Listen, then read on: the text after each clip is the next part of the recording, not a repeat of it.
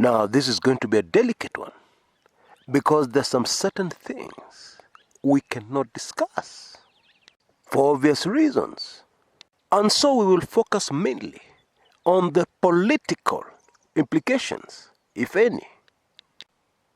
Now, there have been major changes in the security detail of the president, deputy president, and this has even affected the security detail of retired President Mwai Kibaki and his family. Now, regulars on this channel will remember my video where we discussed the 3 security breaches in the presidential security guard, which all happened in quick succession. I'm sure you remember that one. The Ruto businessman who joined the presidential motorcade and drove right into State House. In fact, it was only realized that there was a stranger amongst them when he broke protocol within State House and drove his vehicle past the president's vehicle as the president was alighting. Wow! I think the man was just very excited that he was right inside State House and he forgot himself. Decided to have a drive around or something. And then there was the Lucky Summer incident, where somebody stopped the president's actual vehicle, at some speed bumps. And I said in my video, it took way too long for the security boys to respond. And it was just some very desperate Kenyan seeking the assistance of the president to secure a job, to keep his family alive, eating. In these very hard times, triggered by the pandemic. Then there was, of course, the Lamu incident, where somebody approached the president as he was making a speech. Again, he was seeking assistance because he had not yet gotten a job at the Lamu port. The president was addressing people at the Lamu port. My point here is that it is possible that all these major changes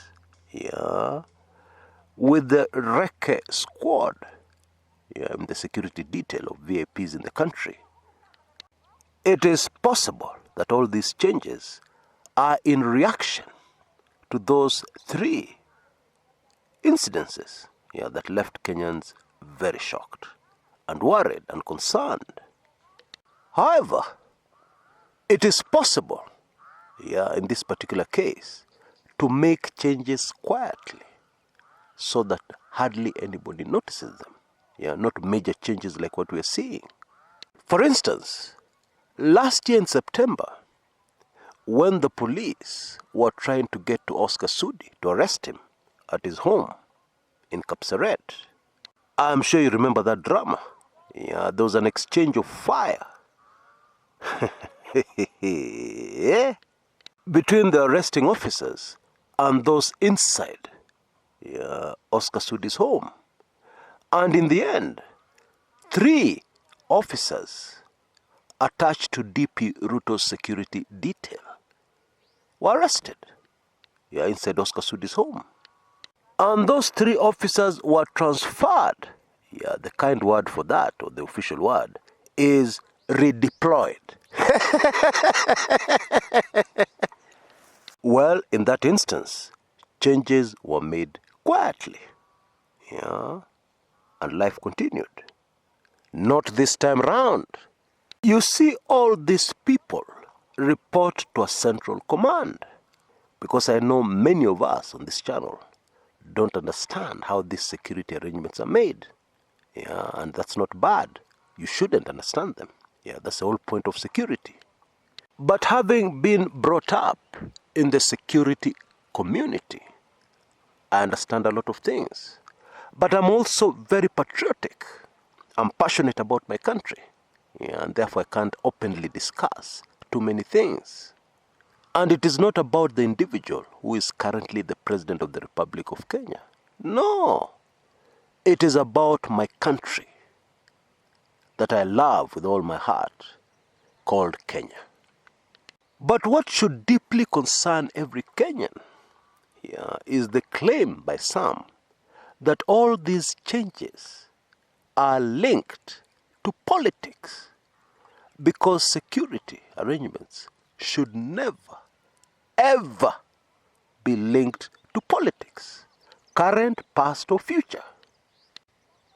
You've seen the changes that have taken place. Guards assigned to the president and those assigned to the deputy president have been separated from the central command, so that those assigned to the president report directly to State House and those assigned to the deputy president report directly to the official deputy president's residence at Karen, Nairobi. And some analysts are saying this is evidence, this is linked to the worsening relationship between the president and his deputy. And that should concern all of us. If it is true, now fortunately, in my opinion, I don't think it is true. But let's cut to the chase. I believe that all these major changes are being put into place in preparation for the political season. In other words, the 2022 general elections. Just months away. Actually, about 13 months away.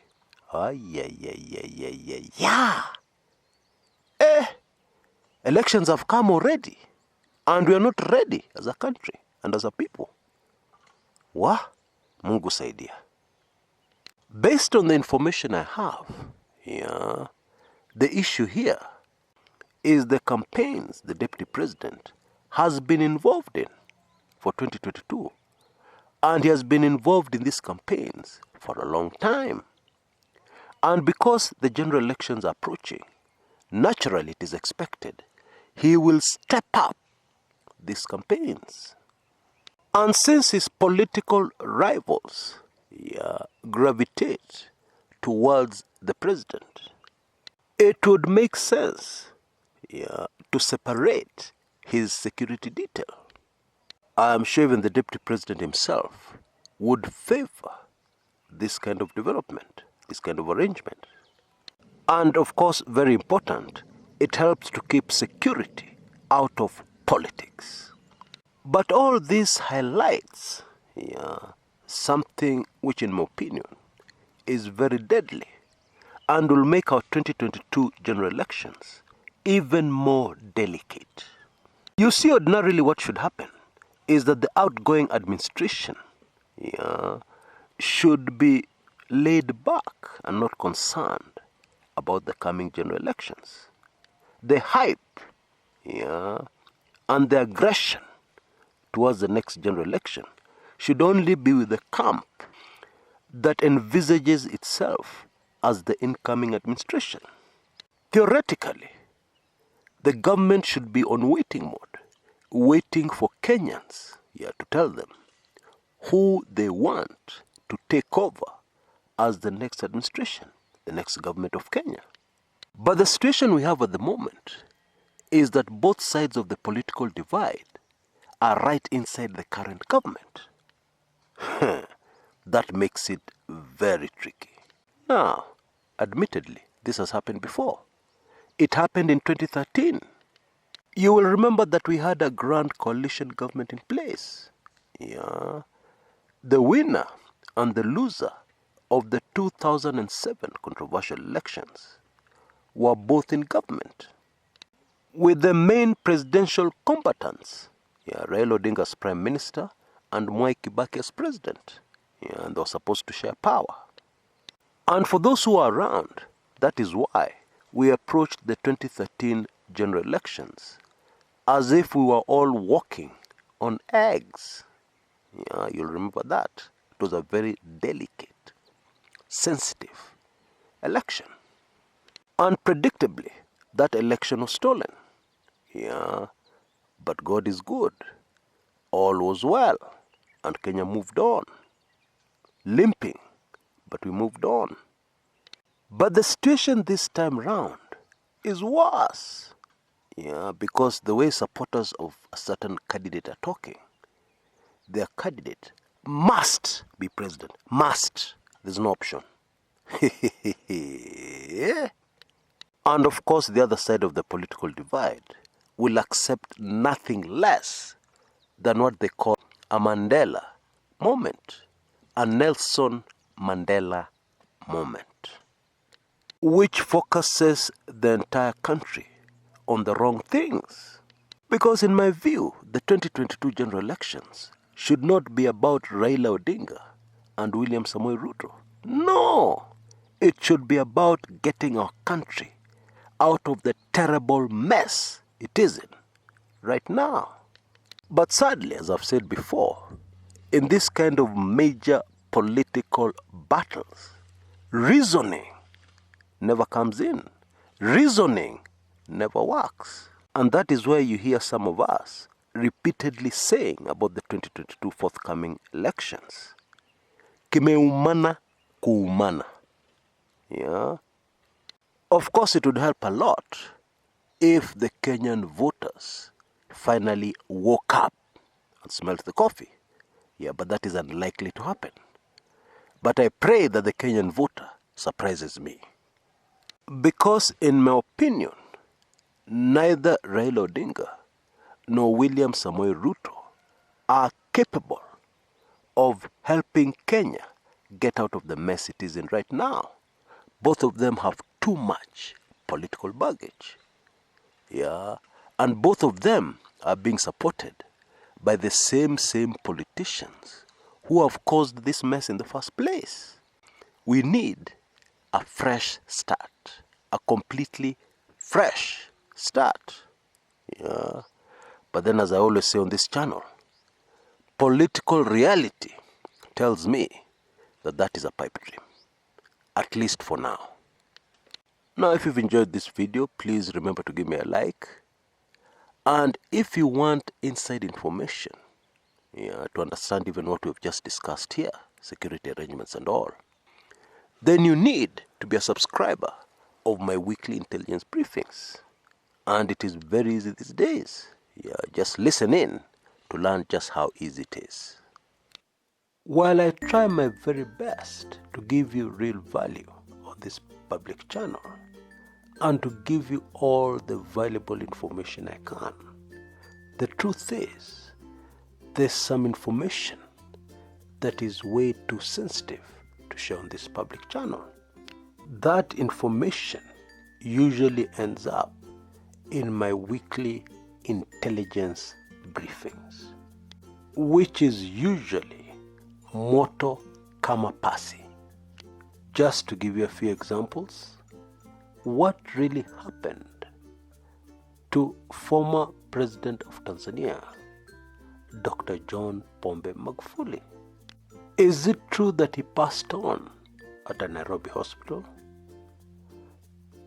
Actually, the Magufuli inside story is nothing short of mind-boggling.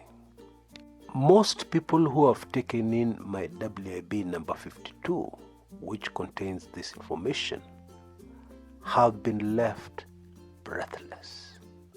Even the most hardened cynics have been left bila words, if I can put it in the Kenyan way. Another example of a WIB that I published recently. There is a secret that those who are close to Raila Odinga have guarded and continue to guard with everything they have. Why is this particular secret so sensitive? And what is it anyway? It is contained in one of my WIBs. In fact, a recent one. And there's much more, including things you'd never imagine that are happening in the corridors of power that neatly explain what we see unfolding in the public domain. Bottom line, you will never look at Kenyan politics in the same way again. after you become a WIB subscriber. Indeed, it is true to say that in most instances, the truth is stranger than fiction, and sometimes much more difficult to believe than fiction. But it remains the naked truth. And now you have a golden opportunity of becoming a weekly intelligence briefing subscriber on a monthly basis, which will automatically give you access to every single WIB ever produced. Oh yes, I will send you all the WIBs immediately you become a subscriber. And to become a monthly subscriber, all you need is $9.95 only, or Kenya shillings 995 only. Simply send a blank email to the email address you see on your screens right now, and you'll get an automated response by email instantly, within seconds, with full payment instructions and what you need to do. The same full payment instructions are also included in the description area below this video on YouTube. I strongly recommend that you go for it, because this offer will not last for much longer. I really look forward to seeing you on the other side as a WIB subscriber.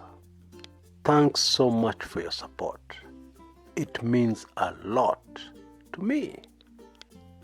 And I'm saying that very sincerely from the bottom of my heart.